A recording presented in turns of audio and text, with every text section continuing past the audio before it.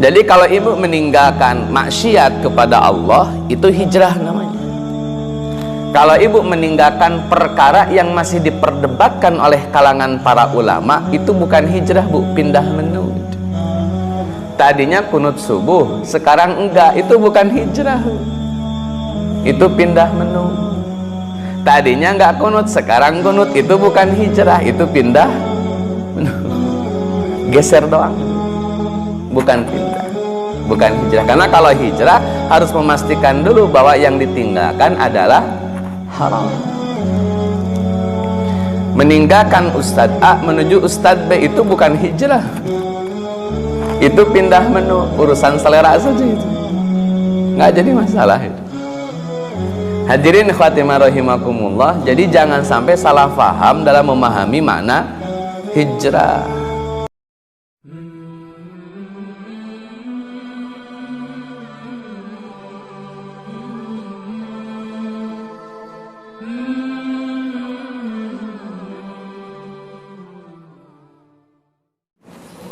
Ada dua komunitas muslim di zaman Nabi Sallallahu Alaihi Wasallam. Ini kayak golongan.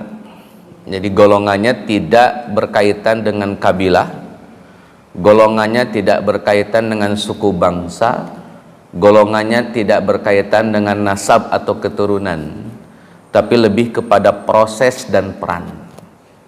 Jadi golongannya itu berdasarkan proses dan peran. Orang-orang yang hijrah dikenal dengan istilah muhajirin. Merekalah orang-orang yang komitmen mengedepankan kepentingan Allah dan Rasulnya dibanding kepentingan mereka sendiri. Karena resiko orang hijrah itu harus meninggalkan semua yang dimiliki. Itu hijrah. Dalam konteks Nabi ya, hijrah itu meninggalkan semua perkara yang dimiliki. Abu Bakar, Umar, Utsman, Ali, Nabi, Abu Ubaidah bin Jarrah, Jubair bin Awam, Thalhah bin Ubaidillah, itu para sahabat Nabi yang aslinya tinggal di Mekah. Kemudian mereka hijrah, maka rumah yang di Mekah ditinggal, tanah yang di Mekah ditinggal, harta yang di Mekah ditinggal. Maka hijrah harus mampu meninggalkan apa yang dimiliki. Itu jadi pengorbanannya, mau tidak mau, kalau ingin disebut orang yang sudah hijrah. Hadirin ikhwati rahimakumullah, supaya tidak salah paham, saya perjelas dulu. Hijrah itu tidak hanya meninggalkan yang dimiliki, tetapi harus memastikan bahwa yang ditinggalkan itu perkara yang diharamkan. Dalam konteks kita hari ini, kan kalau konteks Nabi kan hijrahnya meninggalkan Mekah menuju Madinah. Dalam konteks kita, bu, tidak harus meninggalkan Bojongkulur pindah ke Kanada gitu, nggak mesti. Lagian juga kejauhan, bu, Kanada. Nggak harus meninggalkan Bojongkulur terus pindah ke Jakarta, enggak. Hijrah dalam konteks kita adalah meninggalkan semua perkara yang diharamkan oleh syariat agama. Maka nanti sebelum kita menyatakan diri kita itu hijrah atau belum, maka pastikan dulu yang ditinggalkan memang haram atau tidak. Kalau yang ditinggalkan tidak masuk kategori perkara yang diharamkan, nggak masuk nih, bu, kategori perkara yang diharamkan, berarti kita tidak masuk kategori hijrah. Karena hijrah harus memastikan terlebih dahulu bahwa yang ditinggalkan itu adalah haram. Contoh nih, bu, ada orang Islam suka makan daging babi. Halal haram daging babi? Walaupun direndang, bu, ya, tetap hukumnya haram. Kemudian dia berhenti makan daging babi dan dia makan daging ayam sekarang. Berarti dia telah meninggalkan yang haram menuju yang tidak haram. Berarti bisa disebut hijrah. Sepakat ya? Sekarang contoh lain, bu. Tadinya biasa makan daging kambing, bu. Tongsengnya, satenya, gulainya, kebulinya, gulingnya. Pokoknya kambing dah. Sekarang berhenti, bu. Nggak bisa lagi makan daging kambing, sekarang makannya mentok di daging ayam. Hijrah bukan? Kenapa bukan hijrah? Karena kambing tidak masuk kategori haram. Terus Ustadz, kalau dari kambing pindah ke ayam, namanya apa dong kalau bukan hijrah? Namanya pindah menu. Jadi kalau ibu meninggalkan maksiat kepada Allah, itu hijrah namanya. Kalau ibu meninggalkan perkara yang masih diperdebatkan oleh kalangan para ulama, itu bukan hijrah, Bu, pindah menu. Tadinya kunut subuh, sekarang enggak, itu bukan hijrah, Bu. Itu pindah menu. Tadinya enggak kunut, sekarang kunut, itu bukan hijrah, itu pindah menu. Geser doang, bukan pindah, bukan hijrah. Karena kalau hijrah harus memastikan dulu bahwa yang ditinggalkan adalah haram. Meninggalkan Ustadz A menuju Ustadz B itu bukan hijrah, itu pindah menu, urusan selera saja, itu nggak jadi masalah itu. Hadirin khatimah rahimakumullah, jadi jangan sampai salah faham dalam memahami makna hijrah, apalagi di tengah lagi ramenya, semaraknya semangat orang yang hijrah. Sayang, Bu, kata orang Jepang, Bu, itu capek gawe teka pake. Tuh Jepang pesisir agak ke selatan. Capek gawe teka pake itu banyak kerja tapi enggak kepake, Bu. Merasa sudah ada di titik hijrah padahal belum. Malah yang mengerikan adalah merasa sudah hijrah padahal jatuh pada perkara yang haram. Sedangkan mana hijrah justru meninggalkan yang haram. Kalau dengan hijrah kemudian jatuh kepada perkara yang haram, berarti itu jelas kesalahan fatal. Saya ulang ya. Hijrah itu meninggalkan perkara yang diharamkan. Kalau kemudian orang merasa sudah hijrah tapi malah jatuh kepada perkara yang haram, maka itu kesalahan fatal. Kesalahan paling parah yang ada di tengah umat hari ini adalah merasa sudah hijrah, dalam kurung meninggalkan yang haram, malah jatuh kepada perkara yang haram. Hati-hati. Hadirin ikhwati man rahimakumullah, sampai hari ini, Bu, yang namanya dengki itu haram. Sampai hari ini yang namanya sombong itu haram dan tidak akan pernah berubah, Bu. Maka ketika ada orang kemudian merasa sudah hijrah malah jadi orang yang sombong, berarti yang bersangkutan niatnya hijrah tapi malah jatuh pada perkara yang diharamkan. Karena sombong perkara yang diharamkan. Kurang lebih begitu. Wallahu a'lam. Hadirin khatimah rahimakumullah, itu muhajirin. Sekarang ansar, Bu. Kalau ansar apa nih? Golongan yang berbicara tentang peran, Bu. Orang yang hijrah itu butuh penolong. Namanya hijrah kan tadi meninggalkan harta, meninggalkan rumah, meninggalkan tanah. Terus kalau nggak bawa apa-apa, timbang baju yang ada di badan, terus bekal beberapa hari doang, terus nyampe di tempat yang baru, nyampe di daerah yang baru, mau ngapain? Pernah lihat imigran Rohingya, Bu? Atau imigran Palestina? Itu kan mereka datang nggak bawa apa-apa, Bu. Wajahnya penuh dengan ketakutan, kecemasan. Kenapa ya? Imigran gitu.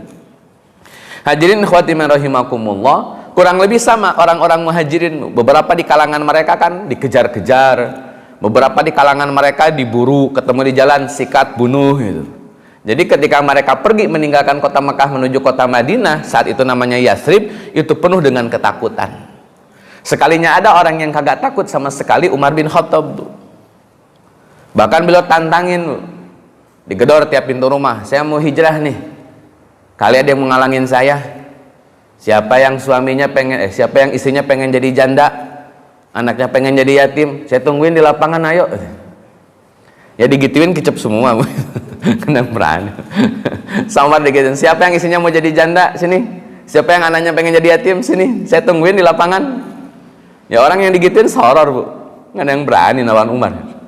Itu Umar yang hijrahnya nggak punya rasa takut, Bu. Dia lempeng aja, jalan biasa aja. Tapi yang lain kan sampai sembunyi-sembunyi. Sampai harus ngumpet-ngumpet tuh untuk bisa melaksanakan hijrah dari Mekah menuju Madinah. Maka sesampainya di kota Madinah butuh ada orang-orang yang siap menolong. Maka dalam bahasa Arab menolong itu disebut nasoro yansuru. Nasoro yansuru. Kemudian dibikin wajan af'ala yuf'ilu. Jadilah ansoro yunsiru. Jadi ansoro yunsiru. Maka jadilah istilah diksi yang Nabi SAW sebutkan, ini orang-orang ansor, orang-orang yang menolong. Dari ansoro yunsiru insiror.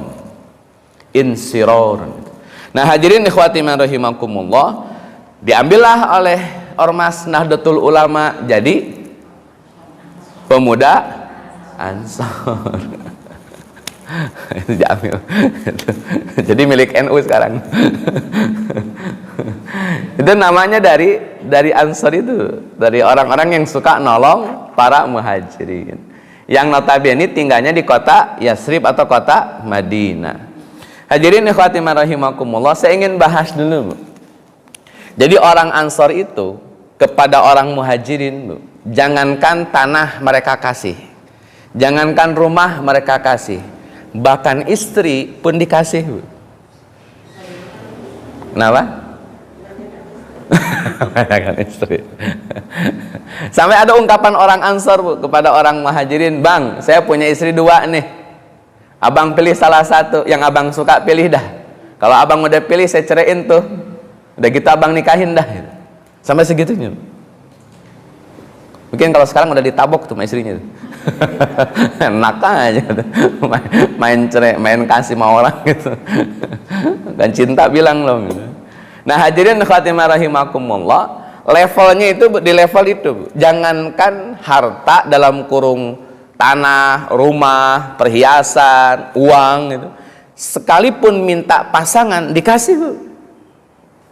Jangan difahami ini sebatas sebagai wah ini orang-orang Ansor berlebihan. Tidak poin itunya, Bu. Tapi poinnya adalah orang Ansor siap memberikan apapun kepada muhajirin. Itu poinnya, Bu.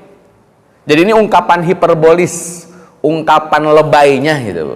Jangankan emas, permata, tanah, rumah, perlu istri, aneh kasih dah gitu.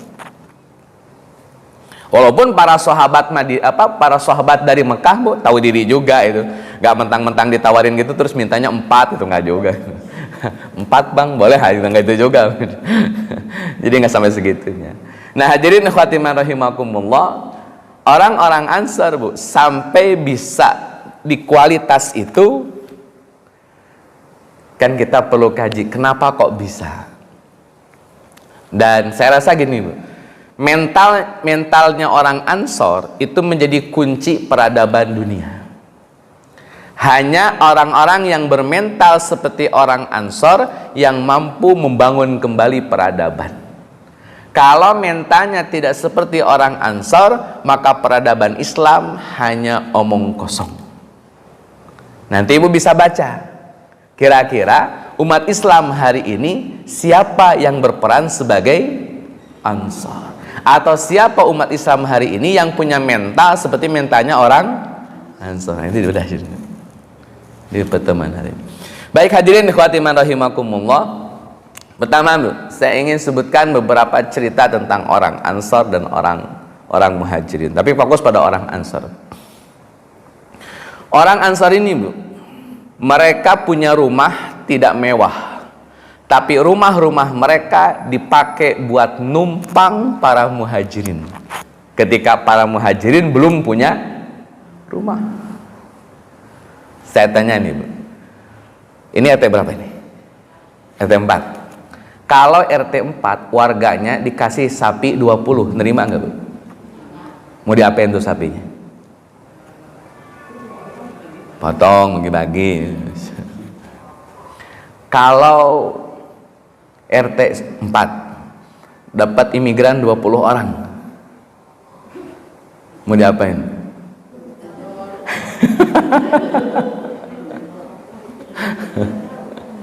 Kalau sapi, Bu, datang 20 diurusin, bener ngurusnya jadi 40. Jadi banyak. Seneng orang yang ngurus sapi, lihat sapinya banyak. Lah datang 20 orang. 3 tahun jadi 40 orang, Bu. Lah yang ketumpangan nih, mana ya? Kalau masih 20 sih tadi nggak jadi masa. Nah ini udah jadi 40, gimana ceritanya? Mana satu keluarga 2-3 anak lagi. Hadirin ikhwati man rahimakumullah, orang Ansor, Bu, itu rumahnya dipakai numpang muhajirin. Makannya bareng, tidurnya di rumah itu juga. Ibu bisa bayangkan, jangankan berbicara tentang materinya deh, ini kenyamanan saja, satu rumah diisi 2 keluarga.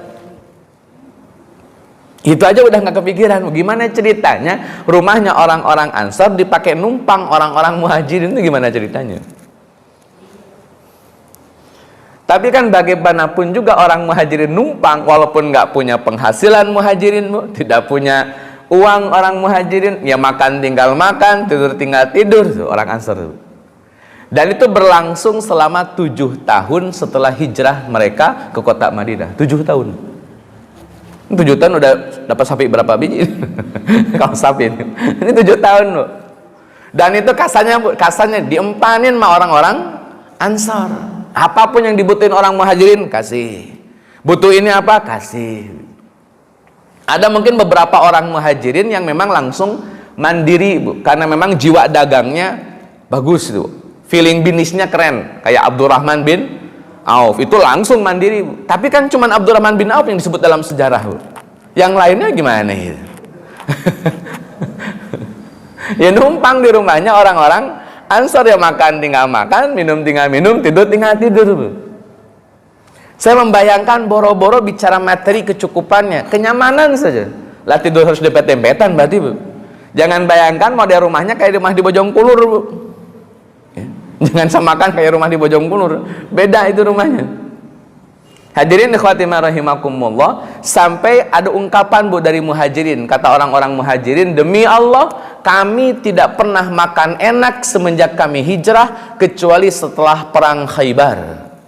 Perang Khaybar itu perang antara kaum muslimin melawan orang-orang Yahudi Khaybar. Dan itu terjadi pada tahun ke-7. Berarti selama 7 tahun nggak pernah makan. Kita nggak pernah makan enak berapa tahun? Nggak pernah. Kayaknya tiap hari makannya enak. Orang-orang Madinah, Bu, termasuk muhajirinnya, itu nggak pernah makan enak kan gini, Bu. Yang dimakan muhajirin tentu itu yang dimakan oleh orang Ansor kan itu. Jadi orang Ansor dan orang muhajirin nggak pernah makan enak selama 7 tahun. Bahkan untuk konteks Nabi saja Shallallahu Alaihi Wasallam, tidak jarang Nabi kemudian dapurnya tidak pernah ngebul, nggak jarang, Bu. Artinya sering juga. Nah jika nabinya begitu, apalagi kemudian para sahabat yang baru atau yang sudah hijrah dari Mekah ke kota Madinah. Itu satu, Bu. Yang kedua, komitmen orang-orang Ansor untuk melayani orang-orang muhajirin sampai pada level yang mungkin agak nggak logis, Bu, ya. Dalam bahasa Al-Quran itu di surat Al-Hasr ayat ke-9, wa yu'thiruna ala anfusihim, mereka mendahulukan orang lain di atas diri mereka sendiri, walau kana bihim khasasah, walaupun mereka juga punya banyak kebutuhan. Butuh sih, sama-sama butuh, tapi tetap lebih mendahulukan orang lain. Saya ulang, Bu. Orang Ansor itu punya banyak kebutuhan juga, tapi ketika berbicara tentang muhajirin, muhajirin prioritas. Kalau ibu belanja, suka ada yang nyela nggak, Bu? Di ngantri nih, mau bayar ke kasir, suka ada yang nyela nggak? Atau ada yang disela nggak? Atau di budaya di Indonesia, Bu, ada nggak yang suka nyela-nyela antrian? Ada ya? Kenapa nyela? Saya pernah, Bu, di sekalinya itu ya, jadi pengen ketawa sendiri. Jadi lagi beli di Kalisari itu ada kayak warung jengkol gitu, Bu, khas Betawi. Kita lagi antri tuh 3 orang, Bu. Datang ibu-ibu, mungkin tetangganya atau gimana, saya nggak ngerti lah. Bang, saya dulu dong, bang. Langsung dibikinin, langsung maaf bu ya, saya buru-buru ini, saya buru-buru. Lah yang 3 orang juga nih bu, buru-buru juga. Ibu dang yang buru-buru itu. Cuman kan ya sudah dibikinin, terus langsung pergi itu. Kita cuman tatap-tatapan aja, galeng-galeng, ya ampun. Gitu. Padahal kita lagi diri tuh nungguin jadi gitu, tapi lalu datang langsung, maaf bu ya, ini saya buru-buru. Lah yang 3 orang ini nggak buru-buru. Ibu dang yang buru-buru. Pergi aja. Jadi kita kadang dalam hidup kita tuh ada istilah ananiyah. Ananiyah itu kan kalimatnya anak. Ananiyah itu egoisme. Jadi mentingin diri. Urusan orang whatever lah. Yang penting kita. Gitu. Nah itu rasa ananiyah itu di setiap orang selalu ada. Mungkin porsinya tergantung ya. Ada yang 50%, ada yang 60%, bukan ada yang 100%. Tapi sisi egosentris itu selalu ada. Di mana kebutuhan kita prioritas, bukan kebutuhan orang lain. Nah kalau logika orang Ansor bu, mentalitas orang Ansor dibalik, prioritasnya kebutuhan orang lain dibanding diri. Al-Hasr ayat 9 itu wa yu'siruna ala anfusihim walau kana bihim khasasah. Mereka mendahulukan orang lain daripada diri mereka sendiri, walaupun mereka juga butuh bu. Kadang logikanya kan gini, kita ngasih izin ke orang, ayo silakan aja bu, nggak apa-apa, saya mah udah. Giliran ngasih izin ke orang lain bu, karena dia sudah, artinya dia udah nggak butuh. Misalkan saya kenyang nih, ada orang ngantri makanan, bu duluan bu. Kenapa Tan? Masih kenyang? Nah, saya masih kenyang bu. Ini dua-duanya sama-sama lapar, sama-sama melilit lapar, tapi saya masih bilang duluan aja. Padahal saya juga, itu mental orang Ansor bu. Beda ya, kalau ngizinin orang duluan tapi dia juga udah kenyang itu beda bu. Sama-sama lapar, sama-sama perih perutnya tapi duluan.